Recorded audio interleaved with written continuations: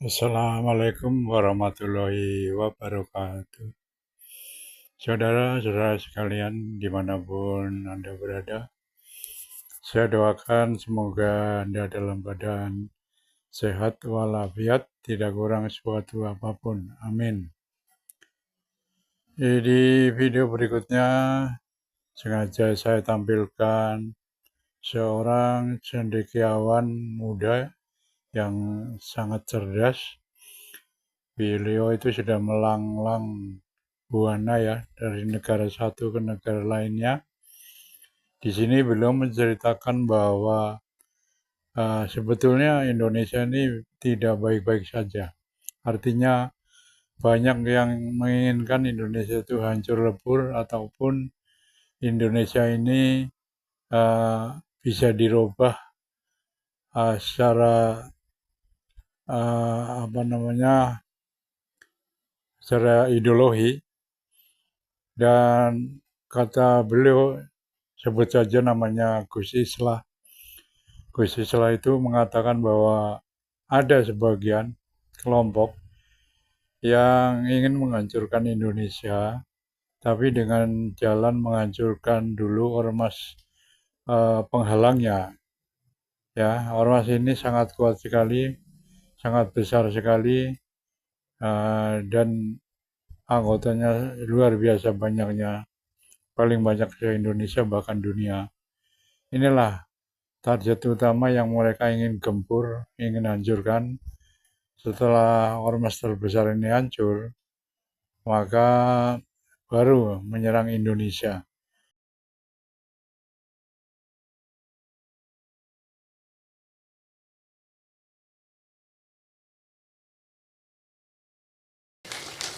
NU ini dipecah belah Pak, karena ini tonggak utama Pak. Saya sering mengatakan Syiah itu karena kecil jumlahnya. Kalau besar dia akan memberontak juga di negara ini. Satu negara di Iran itu bikin revolusi kok tahun 79. Ini karena kecil aja mereka nggak belagak di sini. Orang-orang Ahmadiyah juga karena kecil aja jumlahnya, mereka nggak melakukan pemberontakan. Wahabi itu karena belum berdaya aja mereka. Kalau mereka besar jumlahnya, tumbang Pak negara ini. Tapi ada satu yang mayoritas yang tidak pernah neko-neko dan selalu memperjuangkan NKRI, Nahdlatul Ulama. Ada NU pernah jadi pemberontak di sini? Gak ada Pak. Ideologi-ideologi impor yang ingin berusaha menguasai negara ini selalu menyasar Nahdlatul Ulama. Komunis dulu membantai kiai dan santri NU di Jawa. Setelah kita melakukan perlawanan katanya kita melanggar HAM. Oke, kita diam. Zaman Pak Harto, NU digencet habis-habisan Pak, dicurigai. Sampai Gus Dur itu diberikan tokoh tandingan namanya Abu Hasan dalam muktamar NU di Cipasung. Karena tidak mau, kalau Gus Dur berkuasa dia bisa mengambil alih negara ini dari saya, kata Pak Harto. Tapi ya alhamdulillah Gus Dur tetap memenangkan muktamar itu. Selalu dicurigai, digencet. Sampai Gus Dur pun ketika jadi presiden diturunkan paksa Pak oleh gerombolannya gelandangan politik. Apa ada orang NU yang ngamuk? Bikin aksi 212, terus kemudian datang ke menjadi Monas Limin gitu. Terus kemudian bikin rusuh di Jakarta. Nggak ada Pak. Apa kata Gus Dur? Tidak ada jabatan yang bisa dipertahankan mati-matian di dunia ini. NKRI jauh lebih penting daripada saya, kata Gus Dur ini. Makanya kemudian kalangan Nahdien sadar negara ini jauh lebih penting. Ini NU bos, besar 80 juta lebih berdasarkan Kartanu yang udah hilang sih.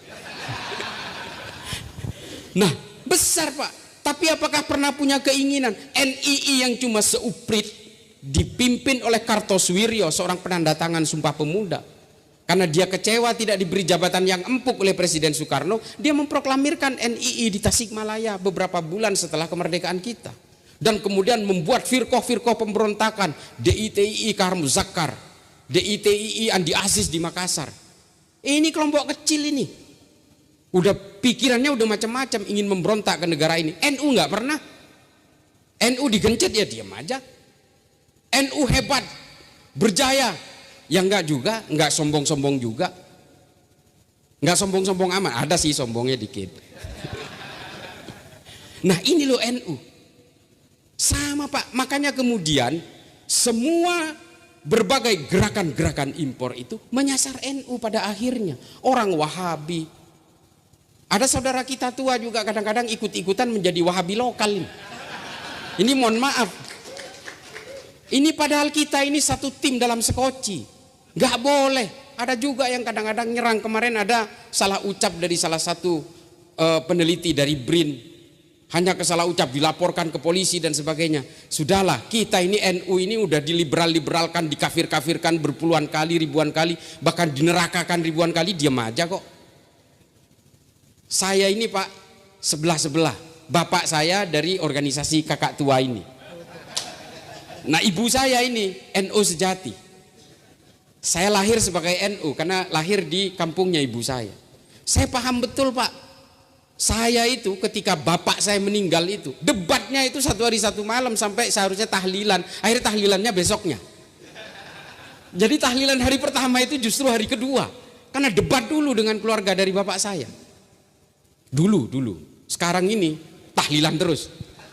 Saya bukannya esprit de corps atau terlalu fanatik berlebih. Bukan Pak. Karena memang hanya NU yang bisa diandalkan di negara ini hari ini. Besar, terbesar seluruh dunia, terbesar di Indonesia. Tapi kalau nggak ada NU, kalau NU tumbang, Pancasila tumbang Pak, nggak ada apa-apanya. Serius, hanya NU yang mau hidup berdampingan dalam perbedaan. Kita nggak pernah gelisah oleh keimanan orang lain, kita nggak pernah gelisah oleh tafsir-tafsir orang lain, kita nggak sibuk menghitung dosa orang lain, enggak. Kita nggak pernah menyuarakan kembali kepada Quran dan Sunnah karena kita memang tidak pernah meninggalkan Quran dan Sunnah kok. Nah ini loh, ini pemikiran-pemikiran seperti ini yang hari ini gerakannya apapun pasti nyasarnya ingin merobohkan NU.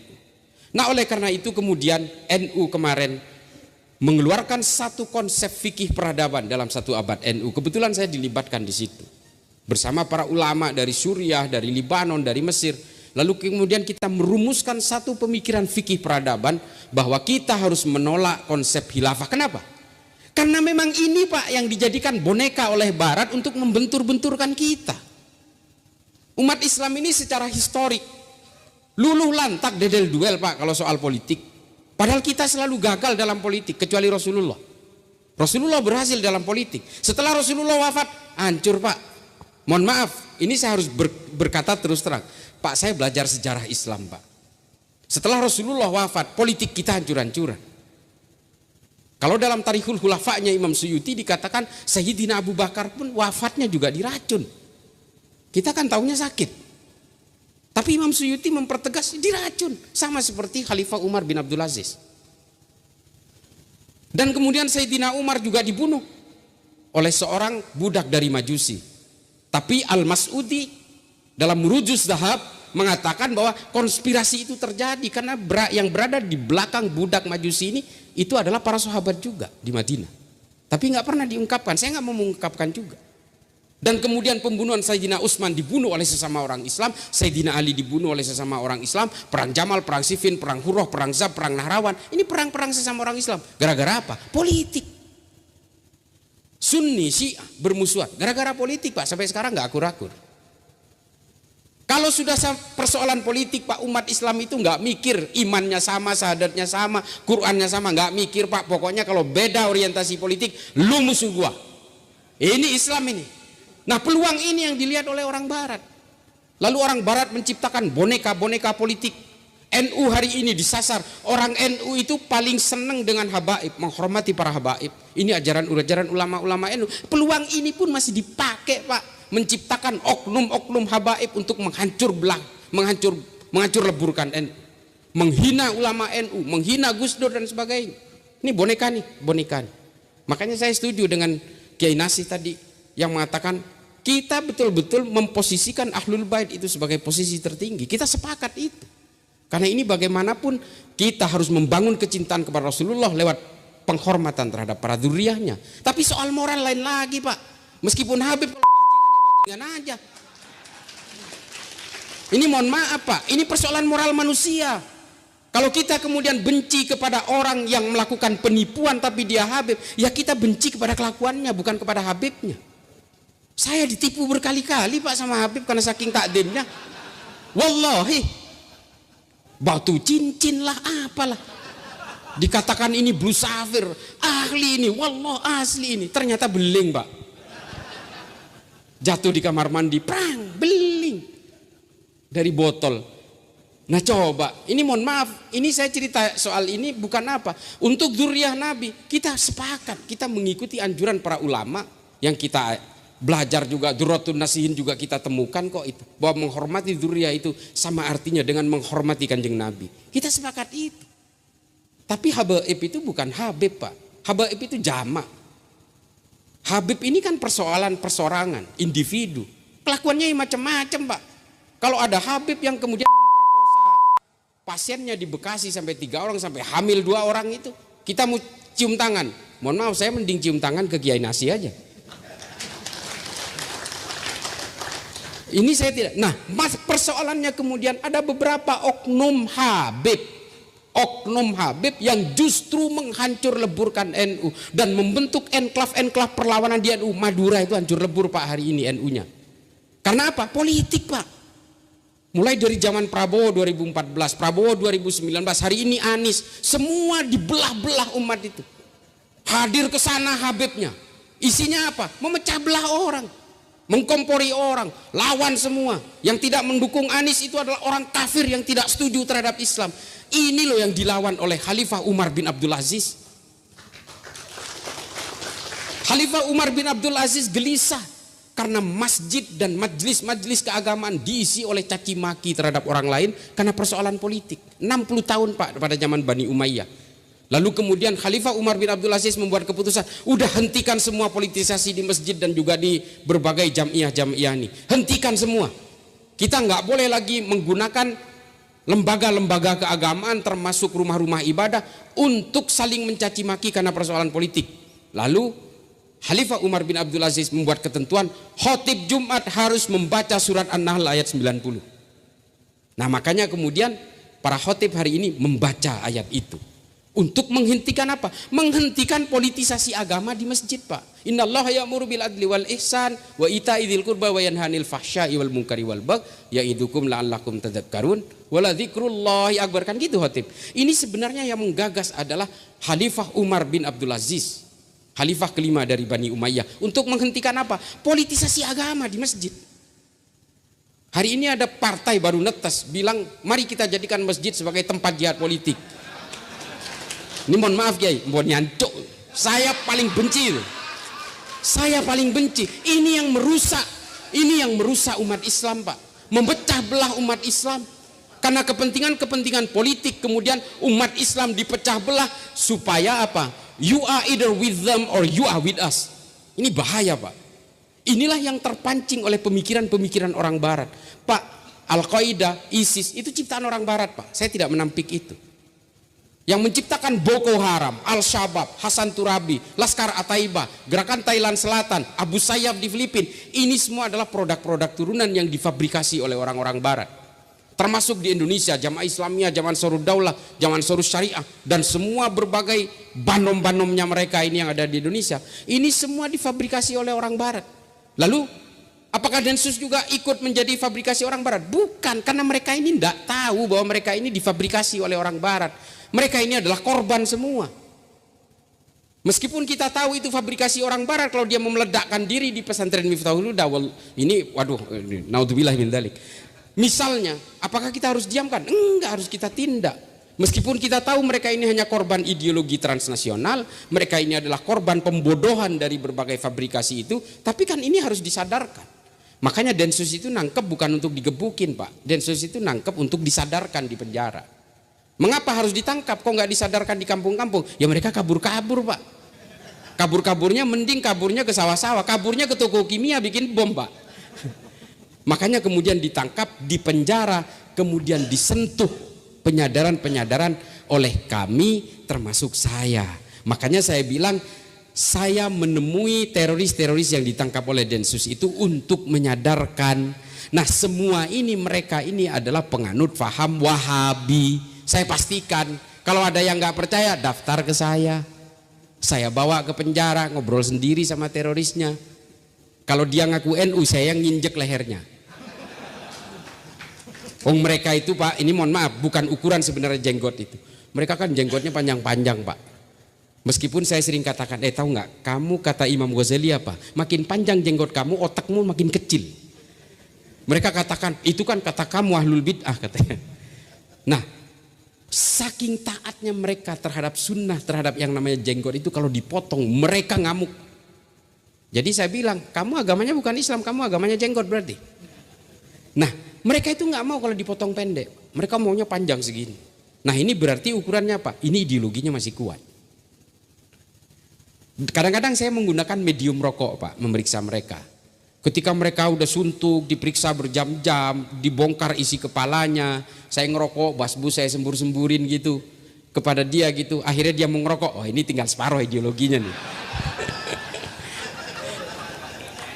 Ukurannya itu.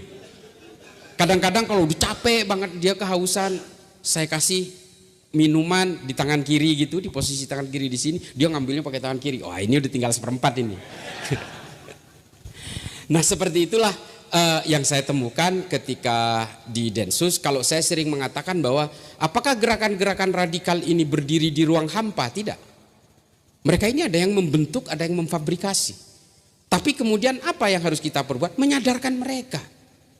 Biangnya apa? Ya Wahabi ini Pak.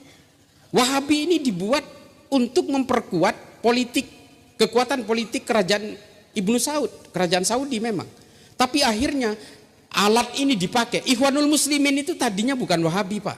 Ini Hasan al-Banna, Ahlus Sunnah wal Jamaah. Ketika Hasan al-Banna meninggal, kemudian diteruskan oleh Said Qutb, dia membuat 2 tulisan di dalam penjara ketika dipenjara oleh Presiden Gamal Abdul Nasir. Fi Dhilalil Quran dan Ma'alim Fit Thariq.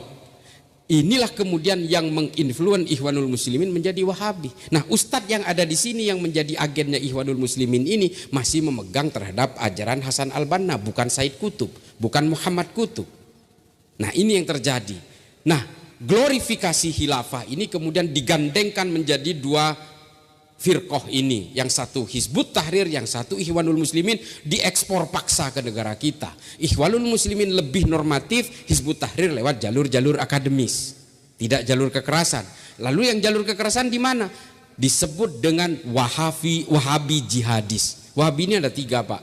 Wahabi Hijazi, Wahabi Haroki, Wahabi jihadis. Wahabi Hijazi ini adalah nih ustadz-ustadz tuh yang sok lembut. Sok lembut itu awalnya, tapi akhirnya kelepasan juga. Tidak boleh menyanyikan Indonesia Raya. Nah itu kadang-kadang kelepasan. Nah orang-orang seperti itulah yang Hijazi ini. Haroki adalah orang yang berpolitik, terjun ke dunia politik, terjun ke dunia organisasi. Muhammad Farid Ogbah, Zainun Najah, Anung Alhamad, ini udah ditangkap Densus semua nih. Ini berencana membangun sebuah partai politik bernama PDRI. Sebelum dia memproklamirkan partai politik normatifnya, ditangkap oleh Densus. Namanya Muhammad Farid Ogbah, sudah diputus 3 tahun. Saya saksi ahlinya melawan mereka. Nah ini makanya saya ini banyak musuhnya Pak. Jangan tenang-tenang, ini mudah-mudahan gak ada yang bawa bom. Naudzubillah min dzalik. Nah ini kemudian yang kita petakan hari ini, bahwa masih ada sel tidur kurang lebih 6.300 orang yang bergerak tanpa diketahui oleh kita. Bisa jadi dia itu jadi tukang bakso, bisa jadi dia itu jadi imam masjid, menjadi DKM, takmir dan sebagainya, jadi marbot. Kita nggak ada yang tahu. Yang tahu adalah berbagai gerakan-gerakan intelijen kita. Makanya Pak, kalau untuk urusan di bawah tanah itu adalah urusannya Densus saja. Kita nggak bakal paham. Nah, urusan yang pergerakan yang di atas permukaan ini, inilah yang harus kita lawan semua. Tidak ada BNPT, tidak ada Densus Pak. Perlawanan terhadap mereka ini harus dimulai dari sebuah lembaga negara yang paling penting. Apa namanya? Keluarga Pak. Inilah lembaga paling penting dalam suatu negara untuk melawan berbagai gerakan ideologi ini. Rata-rata orang yang terpapar terorisme itu adalah orang yang lemah di dalam pengawasan, di dalam keluarganya. Dan hari ini medsos Pak. Nah ini kayak medsos harus kuat.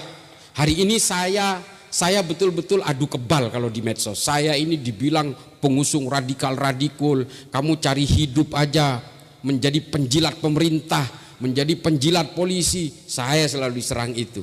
Apalagi saya pernah mendapat tugas untuk harus dipenjara. Saya dibilang kamu penipu, pernah jadi napi dan sebagainya. Matang Pak, tapi tetap saya harus bergerak terus.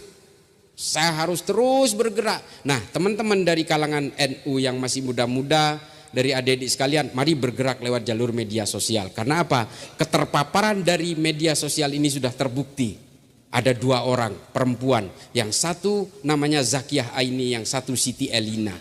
Yang Zakiyah Aini adalah yang masuk ke Mabes Polri membawa airsoft gun yang kemudian mati ditembak dari segala arah di Mabes Polri. Yang kedua adalah Siti Elina yang mencuri senjata pamannya, pensiunan Angkatan Laut, dan ingin menyerbu Istana Negara. Ini dua-duanya terpapar di media sosial Pak. Nah ini bahaya, makanya pengawasan di dalam keluarga ini menjadi penting. Oleh karena itu Bapak Ibu sekalian, mari kita perkuat pendidikan agama, benteng-benteng moral di dalam keluarga kita. Kita ajari anak-anak kita tentang bagaimana menghargai kemanusiaan lewat keyakinan agama.